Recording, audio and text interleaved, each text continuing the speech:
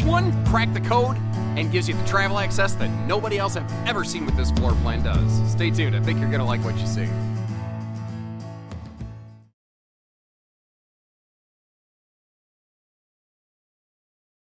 Hey everybody, Josh RV Nerd of Bish's RV here. Last year this was called the 226 Reflection 150 series. They have come out with a whole new series this year, the new Reflection 100 series. And what this is, it's their kind of like mean, lean, and clean, more price effective, everything that matters and nothing that doesn't series. But here's the thing, I'm not really sure what isn't exactly present here as compared to what you had seen from years past. So what we've got here is a fifth wheel that is less than 7,000 pounds dry, has like 3,000 pounds of available cargo carrying capacity, so you can really load this sucker up. They reworked the slide from the previous incarnation of this, the 226 Reflection, to this new one right here, so that you can walk around the slide when it is closed to get to your bedroom and get to your bathroom for travel access. And I've never seen any other builder of this floor plan do it. This is the shortest fifth wheel I know of in the marketplace right now, with full travel access, at least in terms of anything conventional, not like some weird egg fifth wheel camper kind of thing. You still have a 180 watt solar panel up on the roof, just kind of keeping the battery topped off. And if you are going to camp untethered a little bit, it will help offset some of that 12 volt compressor fridge draw that you have on this one. But that's the thing, this is a short RV with a good kitchen, good living space, easy towability factors, and it still has auto leveling. When you start talking a lot of these more, price aggressive kind of fifth wheels, a lot of times you're losing out on features like that. So if you've had a big fifth wheel with auto leveling and then try to go back to one without, it's just not super fun. This is one where you can downsize without feeling like you're making a bunch of sacrifices. Now, one thing I want to mention, we are in a live dealer display today. It is, this RV has been popular. I've had to wait quite a while to finally let things die down to have my opportunity to get over here to record this today. So it is not possible, but probable at one point we may have some kind of guest join us over here, but kind of keep that in mind. Anyway, I'm going to plop myself down over here at the theater seat, because one of the things I think this RV does very well is it gives us some very social seating where you're right across from the dinette right here, so it's a great little chit-chat spot. Although, my personal nerdy preference, if you watch my videos, you know I'm not a big fan of knee-knock and dinette posts. I'd prefer to have something a little bit more like free-floating, folding legs, something like that. And then down here, you see these are like some of your heat vents and your air return. They have made sure that they stuck with their guns of, no floor ducted heating in these wherever possible. There are certain cases in the upper decks of a few of these where they just can't really avoid it because there's not a better place to really duct anything. And this is interesting to me. They put some power outlets under this overhead cabinet right here. The one that's like all the way over there kind of makes sense to me. This one, though, I'm trying to wrap my head around it. Like, maybe there's a purpose for it. Like, what could you think of using that for? My limited brain capacity is not coming up with a whole awful lot right there, so that's just me. Now, the TV is high-mounted, but one of the things that I think you might be able to do, now the factory didn't do it, but I think you and I could probably come up with this, is come up with a drop-down TV mount because they didn't block it in at the bottom. So if you were okay with partially obscuring part of that window, it really wouldn't be too awful hard to, I think, significantly improve the potential viewing of this thing. And I love it whenever manufacturers do this. This is just classic camping, but that little, I don't know, just dresser or shelf organizer, little stand, basically, right when you walk in the door, stuff like that is just so handy and so useful. Now, if you're really looking at this, it is very similar to like the 23 LDE Grand Design Imagine, just adapted into a fifth wheel platform. And again, one of the, I think, major signature calling cards of this one is the fact that this has the best travel access of any builder of this floor plan that I've ever seen in my history. And I can think of about 8 different versions of this RV that have come and gone over all the years that I've been doing this job. That is a 12 volt compressor fridge. Helping offset that, we have a 180 watt factory solar panel, which isn't the world's biggest amount of solar, but with a 60 amp charge controller, still standard on this Reflection 100 series, you could actually build yourself a very respectable solar package. Now, I was talking about power outlets, and I'm glad I sat down over here at the dinette, because I did notice that your kitchen outlets are under those overhead cabinets right there, because otherwise You might look at that and be like, well, there's no outlets in the kitchen. This is stupid. Well, thankfully, it's not stupid. That, by the way, is a full-size sink cover. I've just got it halfway rolled up with the handy little colander on there. I like to wear those on my head like a hat and walk around my house and never say anything and watch my wife and daughter just look at me like, what is wrong with you? And then just randomly put it away and never answer them. Never tell them why I did it, because there's really no reason. It's just totally to baffle them. Anyway, moving the TV around, you see that TV could pivot. So if you're standing in the kitchen doing some cooking, you know, that'll work. Now, the extra cabinetry that they put on what's, you know, basically the living room, bathroom shared wall, that is really critical in this floor plan. Because when they shortened the slide, this is the same total length as the 226 previous Grand Design Reflection 150, but this has a smaller slide out than the 226 does. Because they basically kind of like pulled the pantry out of it. They shrunk the slide a little bit so you can walk around the slide while the slide is closed to get to the upper deck. That means that they did lose some cabinet dry storage space, so they had to move it and offset it. Now, it is up fairly high. You might need like a 2-step stool or something like that to be able to access everything, but, you know, it's a ability that you have. Now, in the price-sensitive series, a lot of manufacturers don't do theater seating. They'll do a hide-to-bed because it's a couple bucks cheaper. I believe in the Reflection 100s, they're actually giving you the choice between a hide-to-bed or the population-controlling theater seat with the fixed hard armrest. It's not exactly cuddle compliant, you know.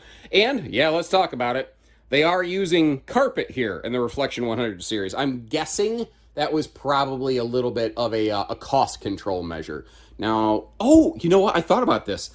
The Reflection 226, and anybody else who builds this floor plan, a lot of them will put the fuse box right there. When the slide closes, it blocks it.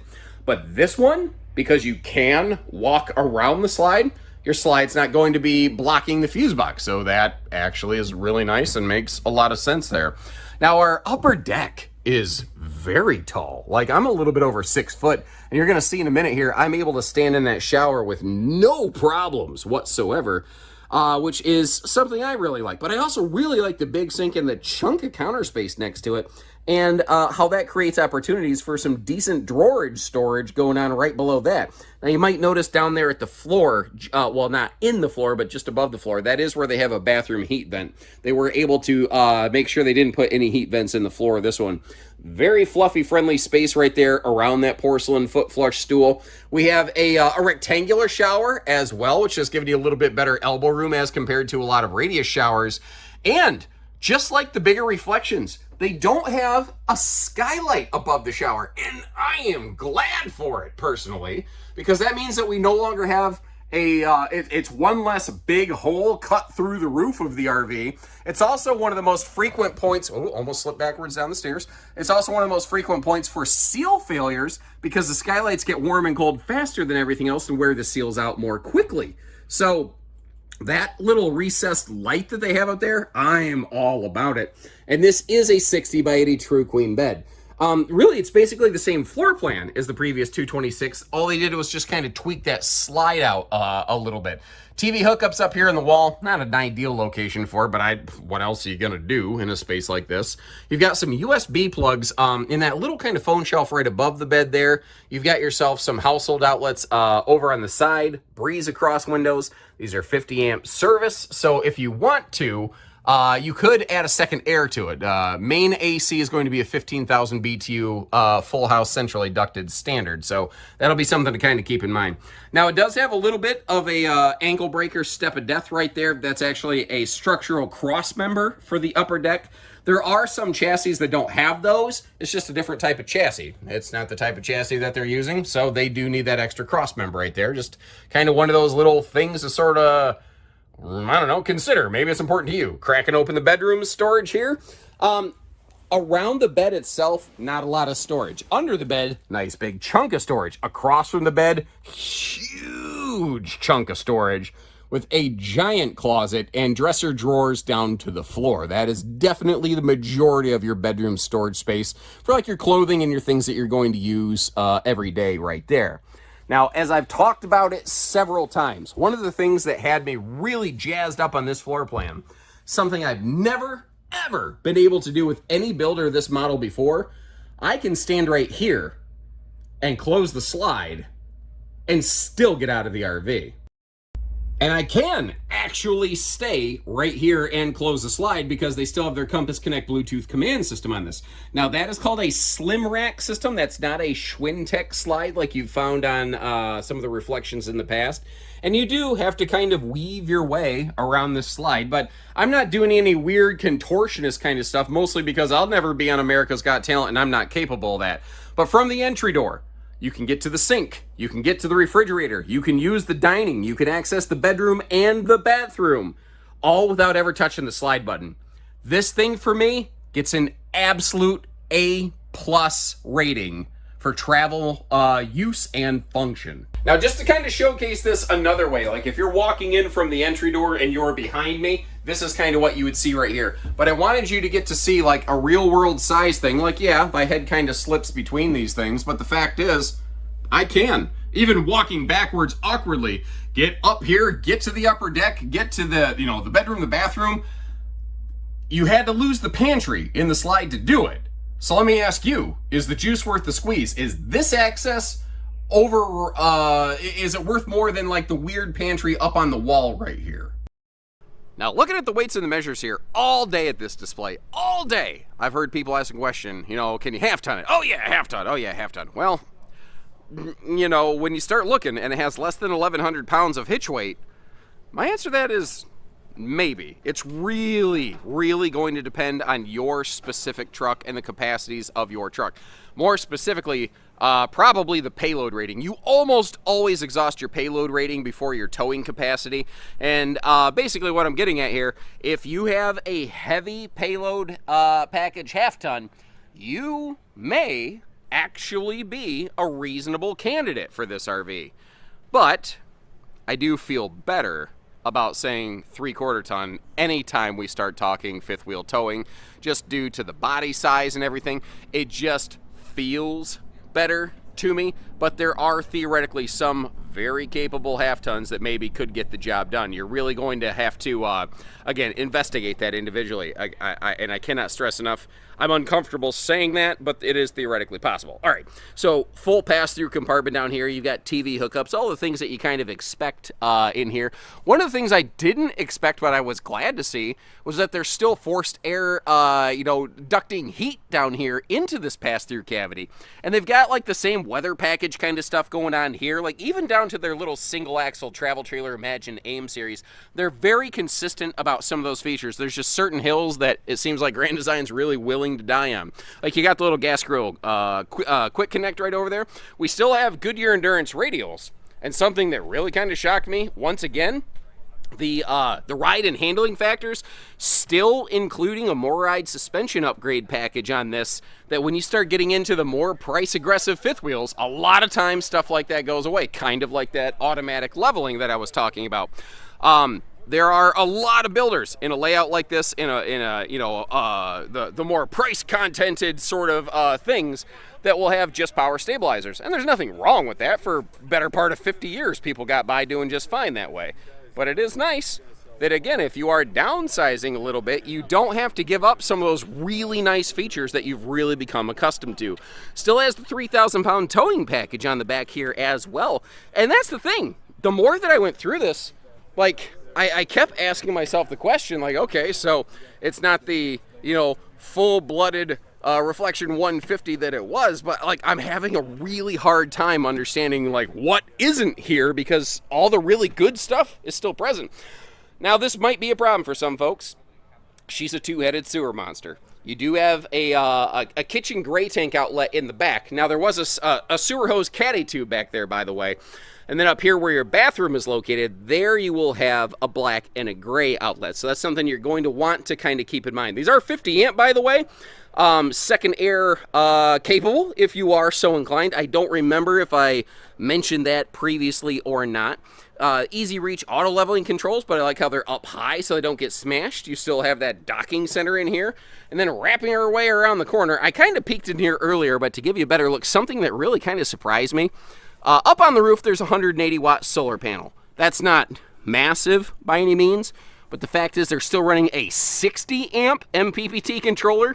So if you want to slap a bunch of solar onto this bad boy, You can. And like a lot of brands, I think Keystone kind of, actually technically Crossroads kind of started the trend of improving the wiring and giving you like a battery disconnect on steroids up there. That's what that big black box with the red switch is.